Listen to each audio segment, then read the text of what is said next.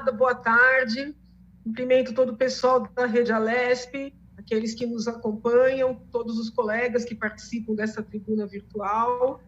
Eu queria aproveitar a fala do deputado Gianazzi para dizer que essa experiência, muito embora, obviamente, seja difícil para todos e traumática, né, para muitos, ela pode ter um lado bom, porque seja na educação, seja na saúde, até mesmo no nosso trabalho, existe uma resistência muito grande, né, a essa modalidade de trabalho à distância.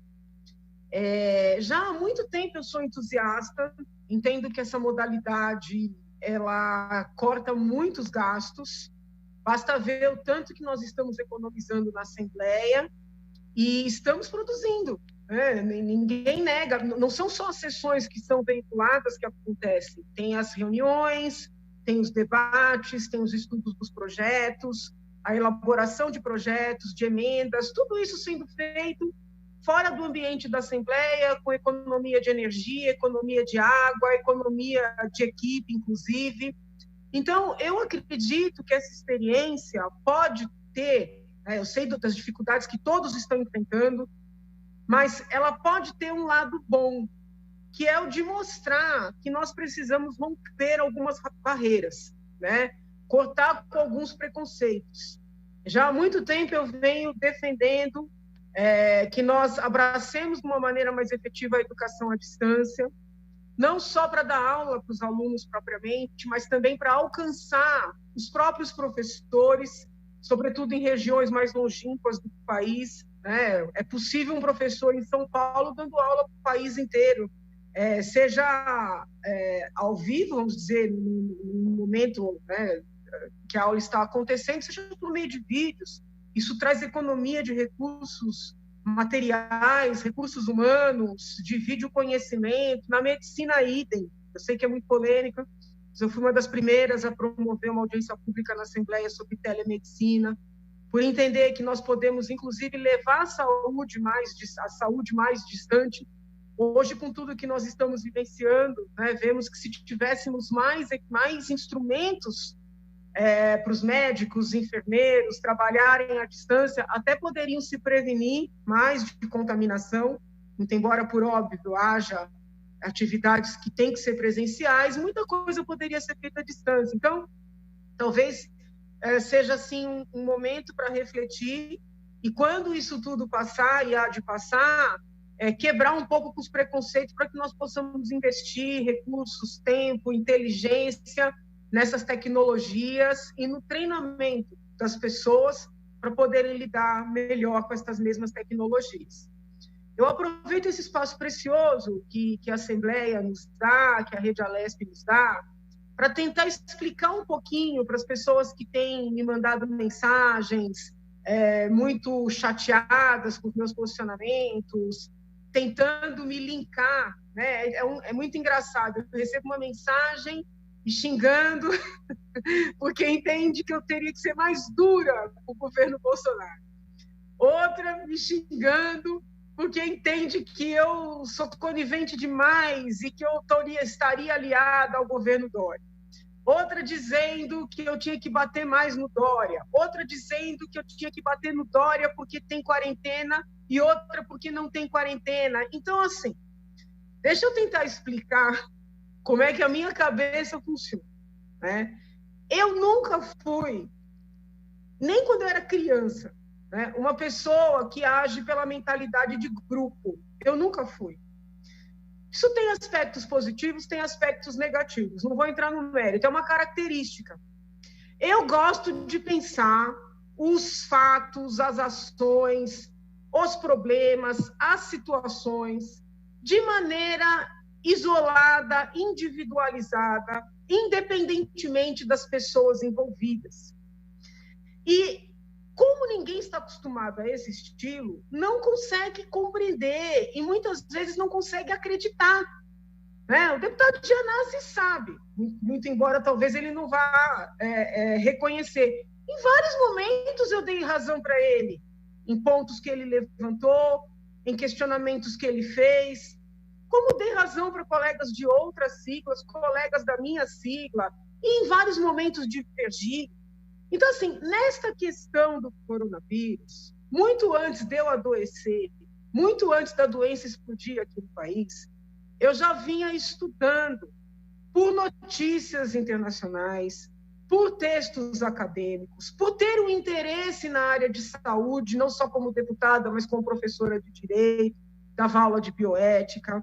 Então, eu já vinha refletindo sobre essa situação, acompanhando o que aconteceu nos outros países, tanto que eu fui a primeira, numa reunião de deputados, a pedir para o governador tomar medidas restritivas. Então, assim, eu quero que as pessoas compreendam que quando eu não critico a quarentena, né, ou a realização da quarentena, posso até ter uma ou outra divergência, mas quando eu não critico, não é porque eu sou pau-mandado do governador, partidária do governador, entendeu? É porque eu acho que está certo. Entendem? Eu entendo que está certo. Eu estou acompanhando os números. Fiquei muito feliz ontem quando vi que no estado de São Paulo houve 27 mortes. Você ficou feliz com as 27 mortes? Não, claro que não. Mas fiquei feliz quando eu vi que caíram de 211, 198 para 27. Infelizmente, de ontem para hoje, já tivemos 197. Então, nós precisamos acompanhar um pouco mais para saber se existe uma tendência de queda, se existe uma tendência de alta. Não adianta querer comprar pacotes fechados. Não, porque como o presidente falou que não era algo tão grave e eu apoio o presidente, eu tenho que concordar com ele. Ah, porque o governador agora falou que é grave, se ela concorda com o governador, é porque ela é partidária dele. Então, muito do nosso atraso no Brasil está relacionado com esse pensamento de manada. Desculpa falar desse jeito, mas eu não consigo encontrar uma terminologia mais educada, né? Ah, você concorda com a pessoa se a pessoa é sua amiga, se a pessoa é sua parceira, independente do mérito, né? Então, por exemplo, quando eu vi hoje que o decreto que obriga as máscaras, atitude com a qual eu concordo, né? Se os senhores lembrarem, quando o plenário estava presencial, eu já estava utilizando máscara, né? Eu sempre tive a convicção de que todos, doentes ou não, tinham que utilizar máscara, né? Riam de mim, agora todo mundo diz que é o certo. Tudo bem, então eu concordo com a obrigatoriedade das máscaras, mas eu me preocupei quando eu vi pena privativa de liberdade para quem estivesse sem máscara, né? Então eu acho que a abordagem pode ser outra, pode ser mais uma abordagem de orientação, uma abordagem educativa, né? Dei até a ideia da pessoa assinar um termo ali, abrindo mão do seu leito, se ela adoecer. É drástico? É, mas é menos drástico do que mandar alguém para prisão, ou fazer um fichamento criminal, falando em termos mais populares, de uma pessoa que está sem máscara. Então, assim, eu concordo com a medida, me preocupa, né? Explicando tecnicamente, não é que o decreto prevê pena, ele faz referência a dispositivos do Código Penal que prevêem pena para desobediência ou para algum comportamento que coloque os outros em risco de disseminar doenças. Então, assim, eu quero que as pessoas compreendam que não é estar a favor do Bolsonaro, a favor do Dória, a favor do Covas, a favor ou contra a oposição. Não! Nós estamos diante de um problema novo para o mundo. Eu, como uma professora, que sempre fui, uma pessoa estudiosa, que sempre fui, eu quero entender o problema. Eu quero estudar a maneira que os outros países estão enfrentando esse problema, como os estudiosos da área médica, da área de saúde, estão respondendo a esse problema.